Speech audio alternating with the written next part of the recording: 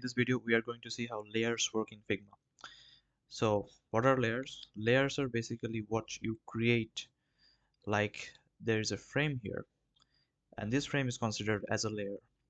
Now you can find all the layers you have created at the file menu here, and you can see there's a separate section called layers, and all the layers that you will create will be here.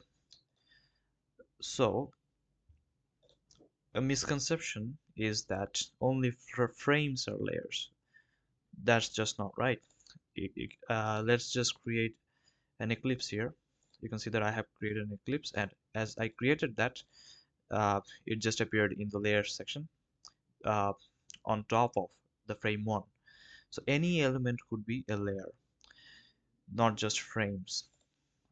Now another amazing thing is if we drag this eclipse inside the frame, you can see that it's now actually inside the frame, and it's kind of a sub layer of the frame.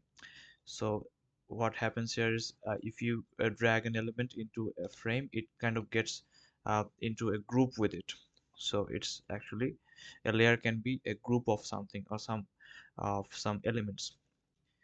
It's frame one here, and if we create another frame here, this is also a layer, and in the layer section we can actually rearrange these layers. So the frame 2, the last layer that you will create will always get on the top of the layer section. So but we can always rearrange it, like we have created frame 2, which is the last layer that we have created, so it's on the top, but we can put frame 1 on top of frame 2, and we can always rearrange that.